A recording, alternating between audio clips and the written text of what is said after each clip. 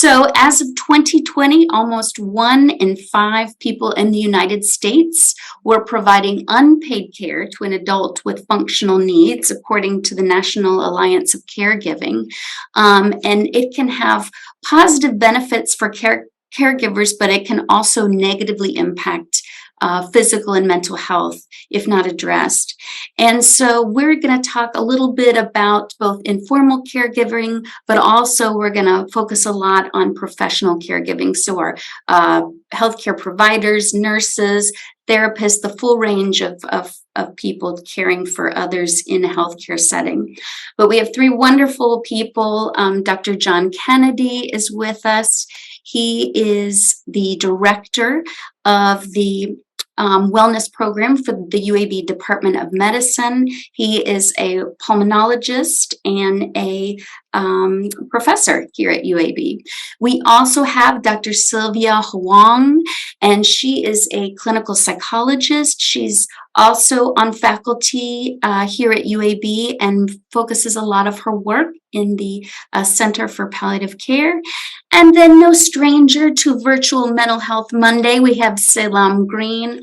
She's a regular guest with us, but she is an award-winning poet, an author, and she is a facilitator of Right to Heal programs, as well as one of our amazing artists in residence with UAB Arts and Medicine. And she's going to share with us some work today, some of her work as well to support healthcare providers and others in the healthcare environment. So without further ado, I will turn it over to Dr. John Kennedy. And again, thank you all so much for being here. Well, thank you, Kimberly. It's a pleasure to be here. I'm glad to see everyone joining us today. I'm John, and as you've heard, I have been here at UAB in the School of Medicine for many years now. And for the last 5 of these years, I've worked as the Director for Wellness. And to give you a bit of background on that, there's been an interest in wellness among healthcare providers in the academic world for 15 years or more now. And this all stems from work by a psychologist named Cynthia Maslach, who developed a burnout index in the 1980s. And she really defined the whole idea of burnout as a syndrome that's characterized by 3 elements: exhaustion, diminished sense of efficacy, and depersonalization or cynicism, as it's sometimes referred to. So distinguishing it from depression, but there are certainly overlaps there.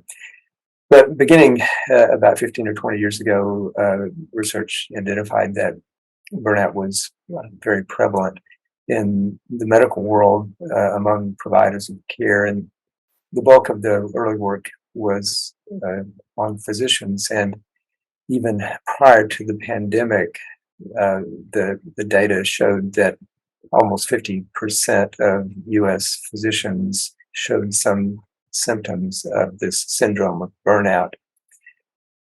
So about 5 years ago, I made a transition in my major activity at the university and was asked to come on and be the first director for wellness in my department to focus on this problem. So this was a bit prior to the pandemic. And at that time, the focus was very much on helping people to stoke their own personal resilience. So you could think simplistically about burnout as being a sort of balance or imbalance between the stress that we experience in our lives and the resilience that we have innately. And so much of the energy was focused on resilience. But even pre-pandemic, there was a bit of pushback in the medical world about that, because all people who work in the field of medicine, I think, are selectively higher than average in resilience. It's maybe a sad side effect of the process to get here, but and much of the challenge in burnout really stems from the challenges of the work and sometimes systems issues. So we were beginning to see that shift, and then the pandemic arrived, and during that time, um, the emphasis on the sort of mental health strain associated with the pandemic has really grown dramatically, and um, we've focused, we being, I think, the whole national effort addressing wellness in medicine broadly has focused more and more attention on the mental health aspects of it, which is apropos to this gathering today. And we've certainly seen that in our institution and in nationwide. And while much of the sort of medical literature that's focused on this has focused perhaps disproportionately on physicians, what we've seen, particularly in the pandemic, is more and more information about other providers of healthcare professionals, nurses, and other people who work specifically in healthcare. And as Kimberly mentioned earlier, those people who are not professionally trained but are called in to provide healthcare as part of their family or other obligations to people that they care for and love. So, I've been working in that domain for the past 5 years, and what we've seen is in data from our institutions and others that certainly the pandemic has heightened this problem. And in our institution, we had last year the third of a series of surveys done throughout our entire medical center that showed, again, not surprisingly, increased levels of burnout. And the factors associated with high risk for us were things like direct patient care involvement, and even more so direct involvement in the care of patients with COVID. Again, no surprises there, but we've seen increased burnout rates, and even in a way more concerning, a growth in the number of people who are expecting to leave their profession of healthcare and to engage in other activities, which is a crisis for all of us who will need care in the future. So we've focused in our departmental efforts a great deal on the mental health aspects of burnout over the past 3 years, and so we've all, I think, recognized that one of the things that's happened in the pandemic has been the sense of isolation. You know, we were all sort of holed up in quarantine for a while, and even now, probably most of us have somewhat less social contact than we had in the past, and that's been a huge issue. And so some of our efforts have centered around trying to make sure that we have colleagues contacting one another and kind of providing that human touch that need to be sort of around the coffee pot or in other places where people naturally congregate and share thoughts and concerns and kind of have group support for one another. And the other thing, I guess, so that's been a big learning point for us in the past 3.5 years now. The other thing that's come out and why I've been particularly interested and been fortunate to have this connection with our arts and medicine program is that we've seen that each of us probably has different needs in this time of heightened stress, and for some people, specific things might work better for one and another for another person. And so, as you'll hear in a bit, I've had the good fortune to be a receiver of support through one of the arts and medicine programs that Salaam is going to talk about later. That's really my background, my interest in this aspect of mental health, and I think Kim, I don't know if you wanted to introduce or if you want me just to pass it on to Dr. Huang. Thank you so much, Dr. Kennedy. And yes, now we will have Dr. Sylvia Huang, and she has a unique perspective because she's both a healthcare in the healthcare world, supporting patients and families, but she's also a caregiver herself, an informal family caregiver. So thank you, Sylvia. Welcome. Thank you so much. I also have one audio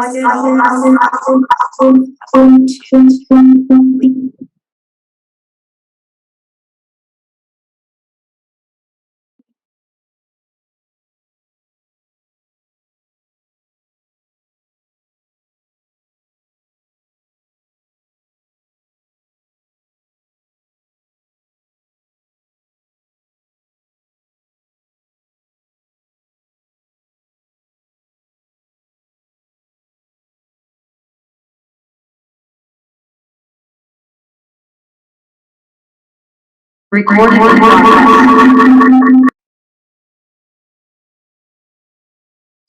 So,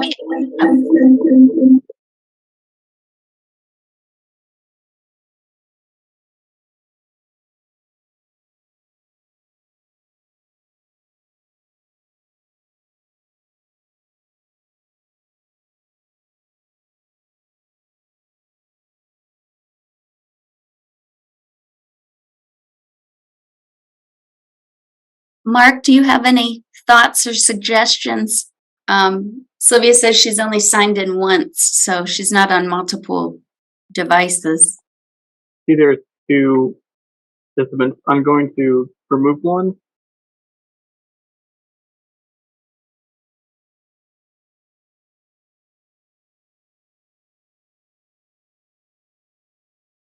Did that fix it? Okay, that's perfect. So sorry for the special effects of the audio. And really, that actually highlights one of the things as a caregiver often encounters. Sometimes you just don't know what to expect the next. So very quickly, lovely to join this panel. And I am a professional caregiver. I've been doing palliative care as a clinical psychologist for more than a decade now. And I'm particularly drawn to patients and families facing serious illness and provide that, whether it's bedside kind of really, I would say, intimate care, psychological care to patients and families dealing with this illness process. And of course, through my training, I'm a geropsychologist by training. I learned a lot about, I would say, dementia care and also kind of serious illness care on textbook, and also through my clinical rotations. And during the COVID lockdown, that's another layer, just like Dr. Kennedy mentioned. It's really additional layer for professional caregivers to witness more suffering because of COVID, because you can only imagine the pandemic. It's not only affecting several families, like just the regular number, it's the whole society, it's global as a whole, and also the fear, the lockdown, the isolation, the I would say the in the beginning, the shortage of PPEs that really get a lot of healthcare providers really kind of nervous and worry about their own well-being and their loved ones' well-being, right? So that's that. So in the midst of COVID, my dad, who has been my hero in my life, we are both 5'1", so he is my giant. Though he provided my education. He has never been judgmental in my career pursuit. I'm a kind of late bloomer per se. He never said that, hey, you are whatever. He has always been supportive. So one day he was from like hiking 20 miles per day to all of a sudden came down by a stroke. And that terrifies all of us. And even though I'm a professional caregiver, learning about this news remotely shake me to the very core. I was literally shaking on the phone and trying to figure it out. But because during that time, very little information is available due to COVID lockdown. You know how hospital in the very beginning back in 2020 was so tight, right? And then family members may not be allowed to be there with the patients. So therefore, my mom and my brother like we learn about things kind of almost like an isolated layer of them.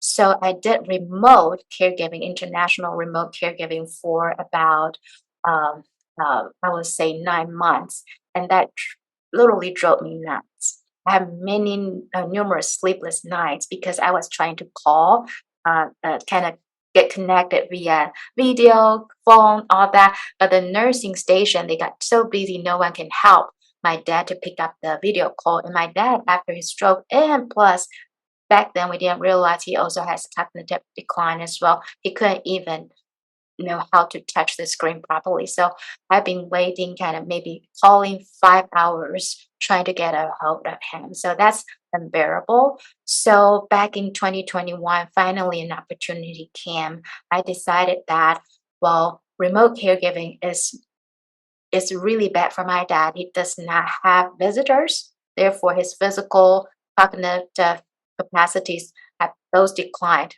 pretty dramatically during COVID lockdown. And my family situation after my dad becomes disabled is that we have a family of four, but we have three people with disabilities. I probably have more, so but I'm probably the last able one. So I have decided to make my life easier and also to honor my dad's wishes because I asked him, "What would you like?"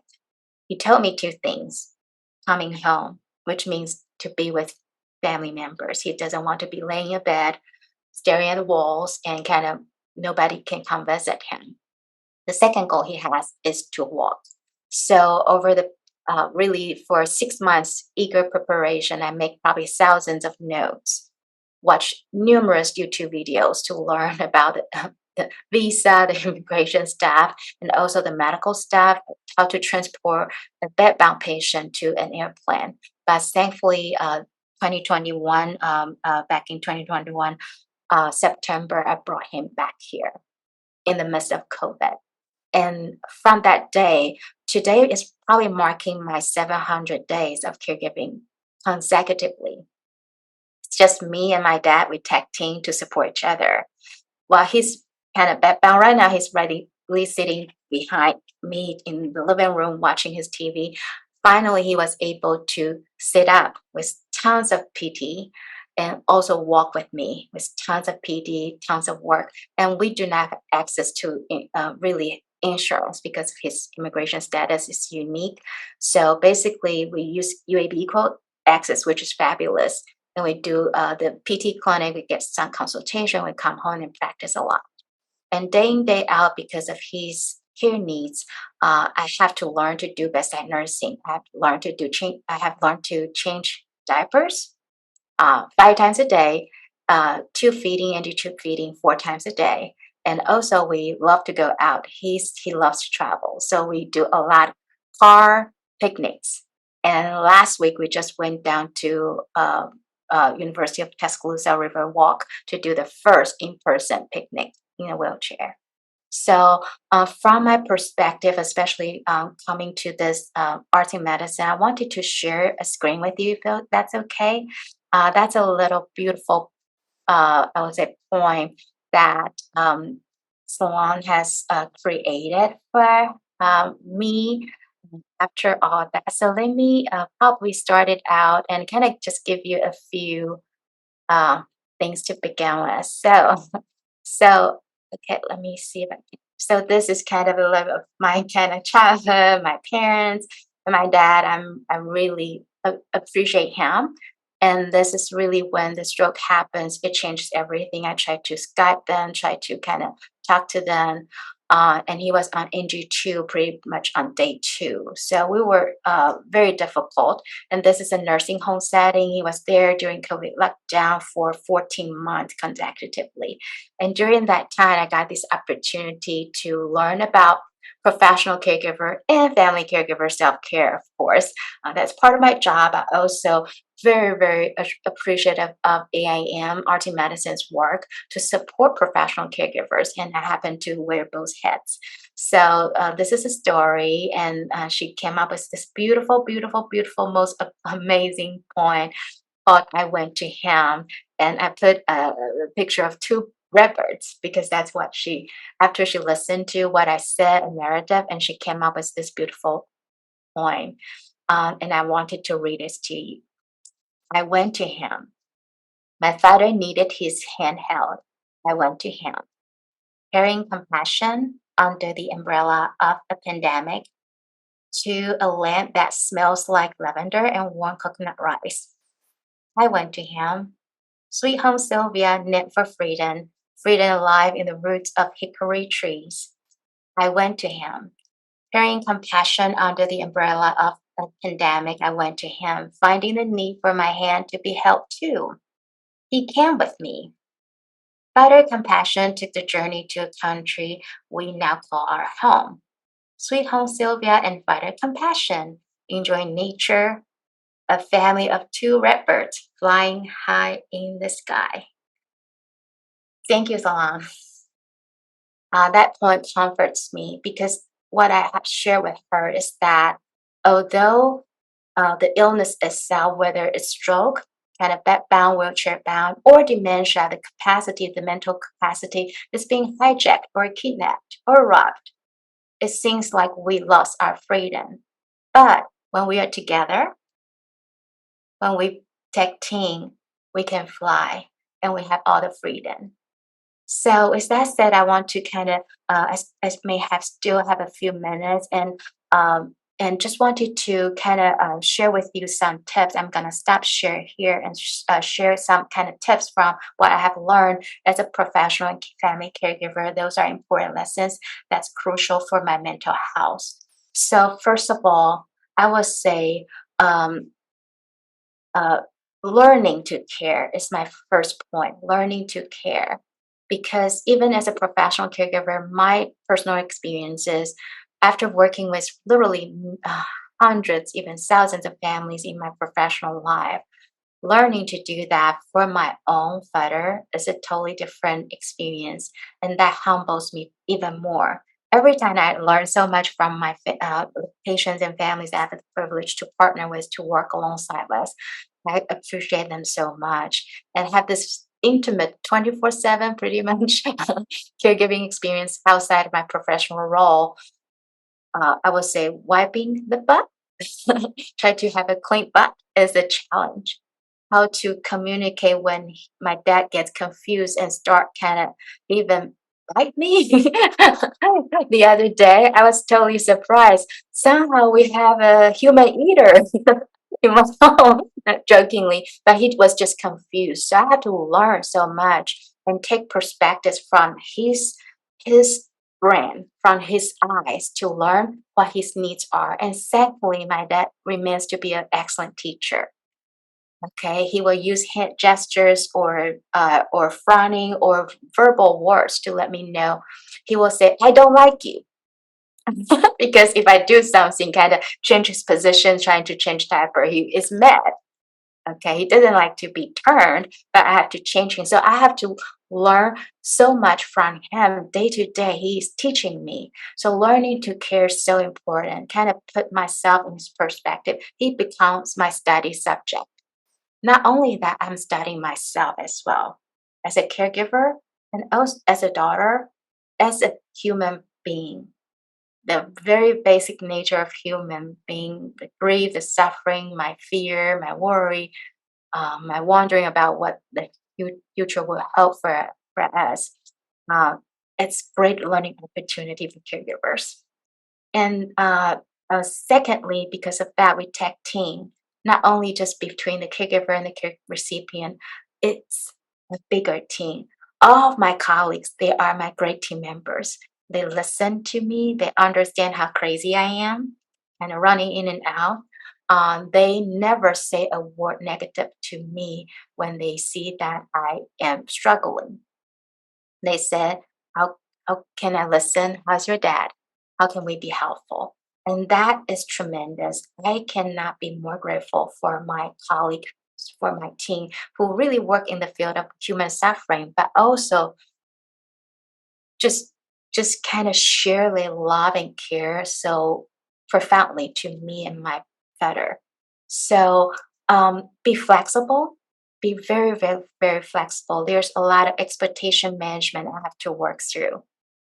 Okay, sometimes maybe my good day is determined by okay, if I have several hours of sleep and I already have clean clothes for my dad and myself, that's good enough. Okay, there may be a pile of things that needs to be washed. I don't have time to attend to them. Maybe the yard is like filled with witch some days, not all the days. I am happy. I'm okay with that. Psychological flexibility. Be very realistic. As a pal care provider, I definitely understand our days are not guaranteed. So I do not have this kind of unrealistic hope that, oh, everything is going to be okay. So I have a model. It's like hope for the best and prepare for, sometimes people say the worst, right? For me, it's not the worst. That's what I learned from my clinical experience and the family caregiver experience, is that prepare for whatever. Just like the echo, I didn't expect that I would sign up for 2 people. It's like prepare for whatever and be okay with it. So be realistic, and last but not least, be kind to oneself. I have missed many bowls. Juggling bowls is not easy. As both caregivers, have missed bowls and have to practice forgiveness to myself and to my team members. And I appreciate that because the kindness really transcends and help carries me through, and also my dad through. Seek help, seek support. AIM has so many amazing programs: storytelling, listening poetry, poet movement, and art. I use art for my self care a lot. I use art to grieve. I play piano. I dance too. I sing loudly in my car, in my bathroom. Okay, I become more colorful. I used to wear lots of like kind of dark clothes because it's easy, professional, but now I start to appreciate all spectrums, all colors of life. So with that said, I would love to transition to Salon, who has graciously given me this listening time and also sent me the most beautiful poem. Thank you. Thank you. Right. Thank you. Thank you so much. Yes, thank you so much, Dr. Wong. Oh my gosh, so beautiful. And thank you, Dr. Kennedy, as well. Oh, all beautiful perspectives. So from my perspective, I wanted to quickly share so that we could move on to most definitely questions from our professionals who are on today. What I do to support healthcare providers and also community folks who are caring for the caregiver, who are caregivers who are caring for themselves and also caring for others. And as a listening poet and a creative writer, those are some of the things that I do as well. So I will ask Mark to share that screen, and I want to just go through some resources that we do here as a good listening poet. Also, some other resources that I have done inside the hospital and outside the hospital. So some of you may be familiar, and thank you so much to Dr. Kennedy and most definitely Dr. Sylvia, because I had the opportunity at the height of the pandemic to get certified as a listener poet. And simply what that means is I listen to other people's stories and then write a custom poem. And a lot of that has come out of the Good Listening Project. And the Good Listening Project really focuses on healthcare professionals and how to eliminate, or at least how to enhance, the environment where healthcare professionals are doing their work to eliminate burnout. And so part of that listening project we have been doing for the last 3 years here at UAB, and also some community work with UAB as well. And the tagline is "Good listening can be healing." And oftentimes when I'm working with employees and staff and physicians and wonderful folks who are the caregivers, I talk about, you will get a poem, but the major healing process or supportive process is the listening. So we could look at the next slide as well. So the first wonderful thing is getting an opportunity to sit anywhere with anyone at the hospital who is a worker or any caregiver in the community, and kind of make a cocoon around your words. around expression. This is a session that's in, if you're not familiar, I know everyone's familiar with the hospital. So this is North Pavilion, and just set up 2 chairs. And we asked this wonderful healthcare provider, would you like a poem? And as we sat there, we began to talk. I was there to listen. And some people may ask, what's the secret sauce to how this is going to support burnout? How does this enhance expression of oneself? There are just some basic questions as a listener poet, as a art and health professional, as a literature and humanities professional that I ask people. One of the first things I ask is just you to tell me a little bit about who you are and why you are here. And I sit and I listen to that answer. The next thing I ask is if you could have a poem or any type of story about anything that you wanted, what would you want that poem or story to be about? And of course, many people, oh gosh, I have no idea what I would want a poem about. And then I always ask, well, if you knew, what would you want that poem to be about? Because it can be absolutely about anything you want it to be about. And then the last question I usually ask is, how do you want to feel when you read this poem? How do you, Dr. Kennedy, Dr. Sylvia, this wonderful healthcare provider, how do you want to feel when you read your own poem? Excited, joyous, curious. And then I go back and I write the poem, and I do try to get it back to you in a week. I know it may be longer, but you have a custom poem, and I do an audio for you as well. Thank you. So the next slide, please. So some of the listening poet sessions also can be totally customized for all healthcare professionals. Last year, I got an opportunity with a UAB Medicine Diversity, Equity, and Inclusion to do their first Juneteenth celebration. So I got a call, and they were like, we would love for you to come and listen to some of our African-American staff, employees, and physicians and interns, and we would like for you to do some custom poems. But what we really would like is some listening poet sessions to kind of talk about the cultural experiences that our wonderful staff and employees have been experiencing pre-post pandemic. So I got an opportunity to sit with possibly, I think, over 21 persons through the UAB Diversity, Equity, and Inclusion. And my purpose, of course, was not the poem. It was listening to their post and during pandemic experiences, crafting custom stories and narratives, kind of narrative medicine around those stories. And then a few of them were so brave to say, we want to come and do our poems in front of everyone in North Pavilion for Juneteenth, along with drumming and music and all these wonderful smiles. And so that is what happened with the first Juneteenth. We had wonderful folks who sat with me behind the scenes who really talked about that they personally themselves had so many people in their families who passed away. Personally themselves had so many people talk about the stigma of vaccines. Personally themselves then having to come into the work that they have been doing for maybe 10, 20, even 38 to 40 years. And their staff not being there, or their staff coming in with some of the same issues as well. And now this was probably the first time that many of them said they actually sat and specifically talked about those experiences with another person, and were able to specifically talk about how they felt, but also how to put it in such a way that gave them some release. And coming up Thursday is a new Juneteenth, so I'll talk to you about that as well, where we did the same thing year 2 with another round of folks. So next slide, please. Also, one of the wonderful things is people ask, where can we do these listening sessions? Where can we do creative writing sessions? When do we have time? I know, right? As healthcare providers, as community practitioners, every single day with Dr. Kennedy, and I'll show you that earlier. I went to his office one day and he was moving.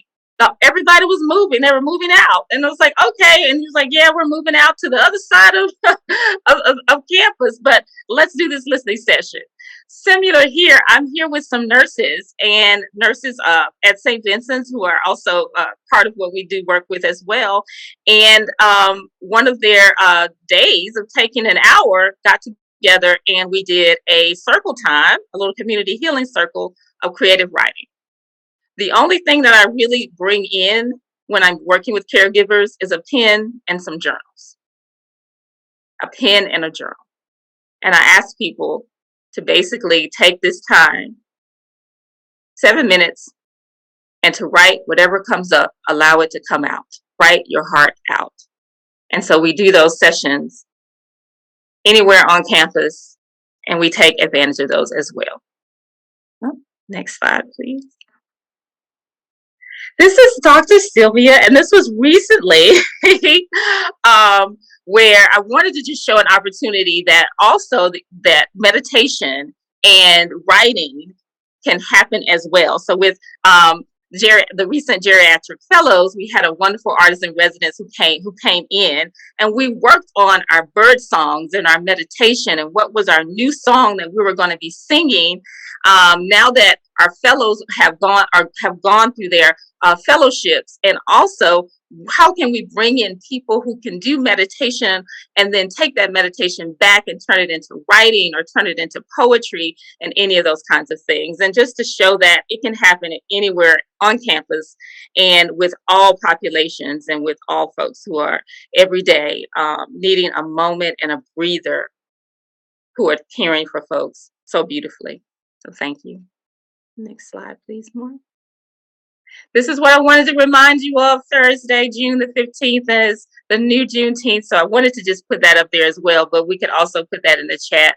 But the wonderful thing is this year, as far as caring for the caregivers, we were asking who were the perhaps persons on campus, persons at the hospital, people in academia, who were the people who really needed and wanted to be heard and those stories to be listened to? Where were the caregivers? And so UAB Medicine and UAB Diversity, Equity, Inclusion gave me a list of folks who had actually been patients and are now employees and workers. So they're coming in from the standpoint of, I received a kidney transplant, and now 3 years later, I'm the manager of ambulatory services. Or my daughter was here and received cancer treatment, and now I myself am going to become, I'm a nurse. And then we sat down and began to talk about, okay, how does that impact who you are culturally? And then also, how does that impact the way that you are cared for and now the caregiver that you want to be for others? I think we have maybe one or two. Next slide, maybe. And I wanted to read an excerpt from Dr. Kennedy's poem, just an excerpt from his poem as well. And I know I was so happy that Dr. Sylvia read hers, so you could hear her voice and you wouldn't have to hear mine. But when I went to talk with Dr. Kennedy, who's here, it's like, they were moving. But the wonderful, wonderful, wonderful thing was that as we sat there, we found so many connections. And through those connections, even as a listener poet who's doing this for caregivers, I'm also a caregiver myself helping to do this. I began to see all of those connections.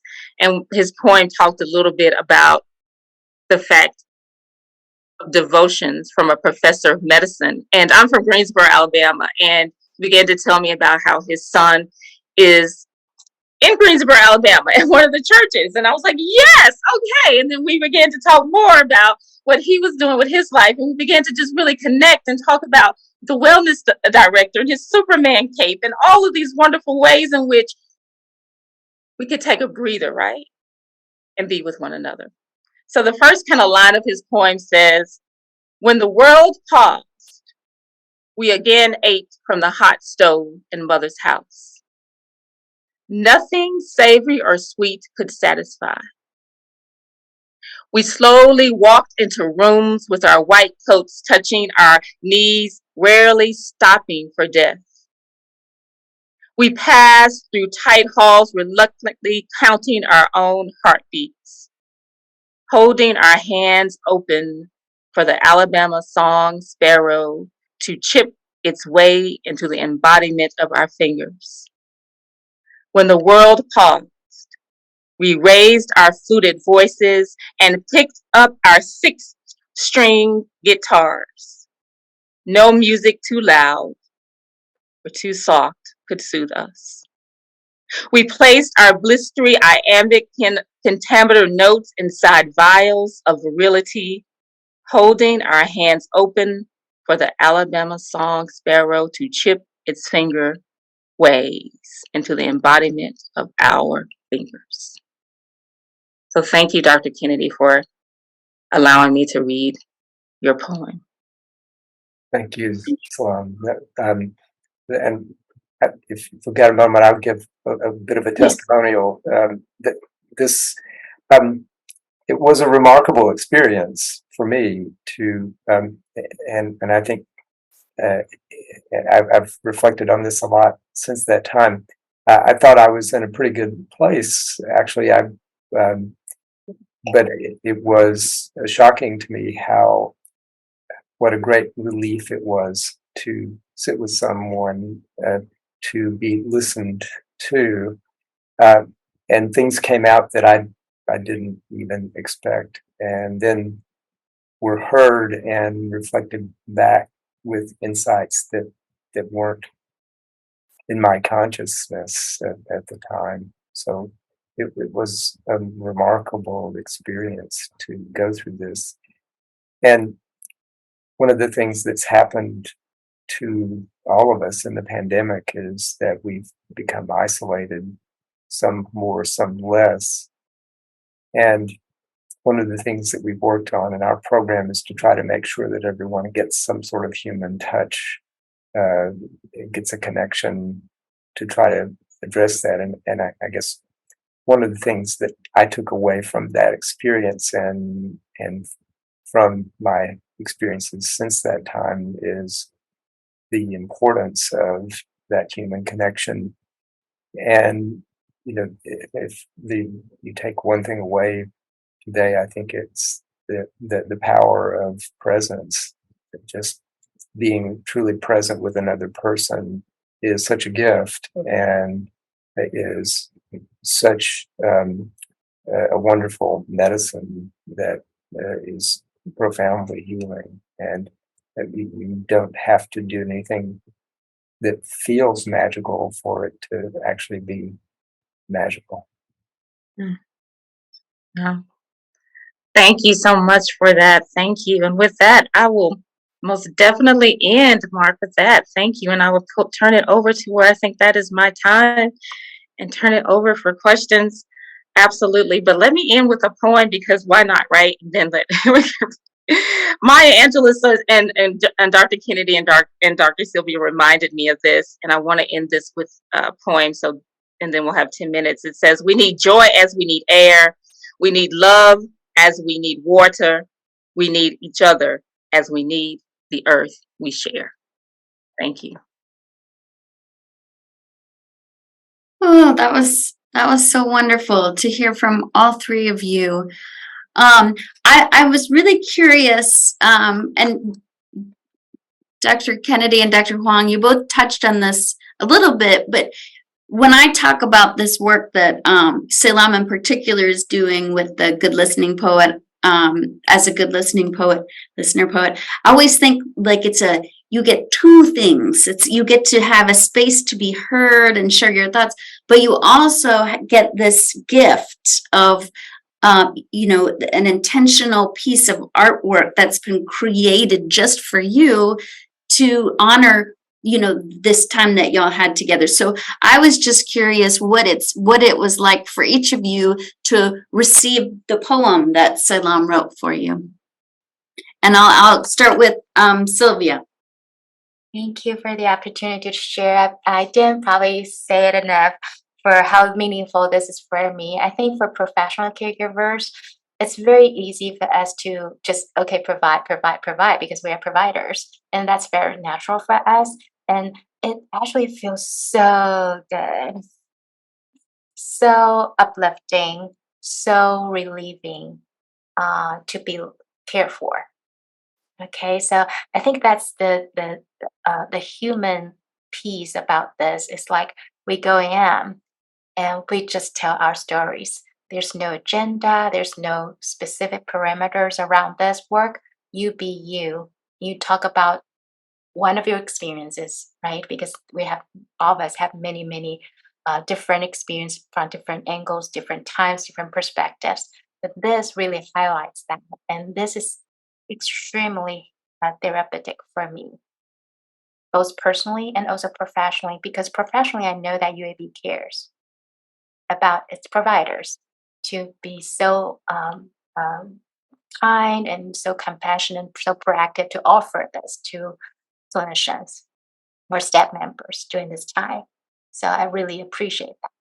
And having this beautifully written poem for me, I have never been like feel like wow, I'm like the VVVVVIP of the world. Like I get to be cared for, and this ongoing every time I feel kind of like in the midst of changing and difficulties when my dad had this care resistance behavior. So there are behaviors called CRB, kind of resisting care because he doesn't understand. I have to work through that, very difficult. And then I feel like, oh, this is a hard day. But when I pull out that beautiful poem, I got reminded we have freedom, we are flying. This is this has purpose, this has meaning, and we do this, like you mentioned, for all, for joy, for love, for everything. Yes, it may be filled with some sadness at times, or struggles, stress at times, but overall, yeah, it's all about love. So thank you, Salaam. Thank you for this ongoing therapeutic gift. And Dr. Kennedy, what about you? What was it like when you received your poem, like, and you read what Salaam had written in response to your time? Yeah. So it was like another session in a way, and I think there's so much to unpack there. But one of the first things that struck me was how Salaam saw and heard what I said in a way that went beyond my own thoughts about what I was sharing and what I had experienced, and framed them in a way that I had not completely conceived, but was powerful and meaningful and true for me. Um, so it was. So that was beautiful on multiple levels, I would say, and um, and a reminder that we are interdependent and connected, and even those of us who might be naturally inclined to withdraw and not be as active in those connections, that's a really important human need, and that it's such a gift, such an expansive gift.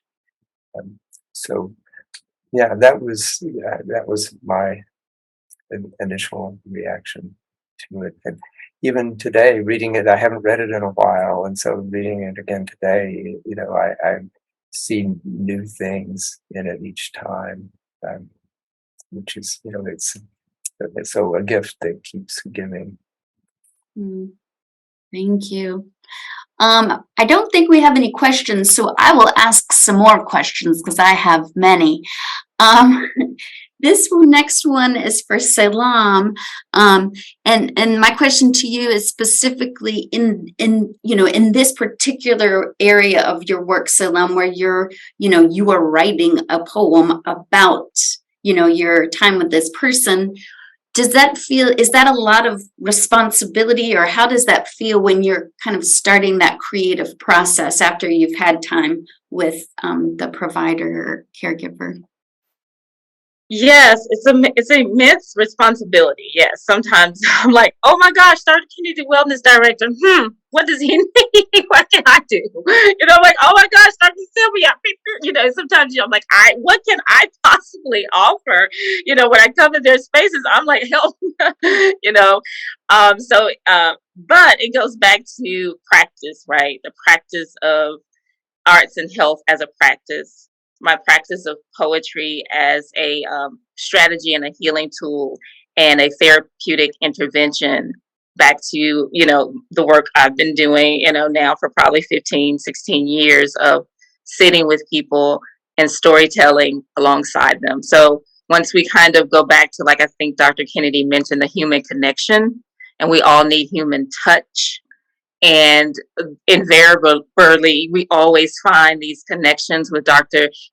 Sylvia, who is an artist, right, who talks about her music and her dancing and her poetry and her climbing trees and nature and all of these beautiful things. And it's, oh, okay, I know that this is something that can be very personal and a reflection. So as I go back and I do write it, of course I want it to be reflective of the person, but I also want to trust my intuition as the writer and as the poet, that I'm in the room for a reason and build that human connection with them, if that makes sense. So, yeah. Thank you so much. Okay, so my last question, I think this will finish us out, is really for each of y'all. So I'll just go down the line. But how important, as you all practice, wellness for others, and really my question is, in a setting like the hospital, particularly with, and this could be applicable, I think, for family caregivers as well, but really in healthcare settings, when there's this kind of, I don't know, a possible thought process of, or an attitude of maybe like, I don't have time for that. Oh, I don't really need, any sort of wellness program, something like that. How important is it to model wellness as a leader and as someone offering these types of things to others, to make it, I guess, socially or culturally, in whatever kind of culture you have in your department and whatnot, how do you model it so others will feel okay to try it themselves? And I'll start with Dr. Kennedy. Sure. Yeah, tremendous question. I think that's really important, and in the context of today and Mental Health Month, I think that it's vital that we do talk about and role model the reality of our humanness in all that we do. And that means that we are all vulnerable in many ways, including in the domains of mental health. And for healthcare providers, professional healthcare providers in particular, there's always been this background, at least for some of us, that we're not supposed to be vulnerable in the same ways that all normal humans are vulnerable, and particularly for mental health issues. And yet, even for the pandemic, the reality was that the prevalence of a number of mental health problems, certainly depression, is higher in healthcare providers than in the rest of the population. That has increased during the pandemic. And maybe one of the gifts of the pandemic is that it's pushed many of us, closer to the brink of needing more specific help. That it's forced us to more openly acknowledge that reality, that we all are human, we all are vulnerable, and we all need support, and sometimes we need professional support. And so, we're very grateful then for people like Dr. Wong, who's devoted her life to providing that particular kind of support for us. So yeah, I think that's been maybe a bit of a silver lining in the pandemic and the healthcare world is that we have been forced to acknowledge our fragility, and it's at least beginning to normalize the seeking of mental health care by people who might not always have reached out for it.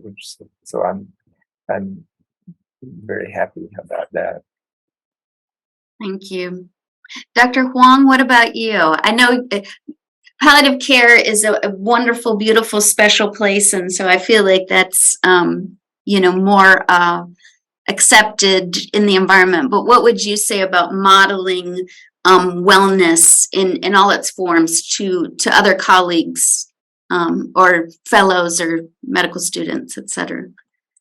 Say that healthcare, we are very, very privileged. I have to say so, because even for our fellowship training, we have a mandate, ACGME mandate, self-care curriculum that has to be integrated throughout the training process. And that's why we have this privilege to have Salaam and also partner to come and educate us and allow our fellows to have protected time. So that's what I wanted to focus on. Is very intentional. It has to be, we have to have leadership support like Dr. Kennedy, and also integrated that into all departments for all levels. Right now, we have this very successful fellowship self-care curriculum or protected time. We have actually this curriculum is multimodal. It's not only just for we call self-care workshop. We have 4 self-care workshops in creative writing and debriefing. Debriefing is one of those. We have music therapy sessions. We have massage therapy sessions. We have Museum of Art sessions as well. We have monthly protected time for counseling, peer support. We have multimodal. And this has to be very intentional. And I really wish that this could be a model for all fellowship programs, for all residence program, because when I reach out to other residents or fellows in other fields, I kind of learn from that, oh, this concept remains pretty foreign. And as educators, clinical clinician educators, we learned that first in, last out. Okay, like I mentioned here. Like if we integrate this very intentional well-being kind of concept, the need to be okay, to be a human provider, to be vulnerable, to need connection, to need support, to be okay when it's not okay, and rally support, and be vulnerable as we need be, and work from there.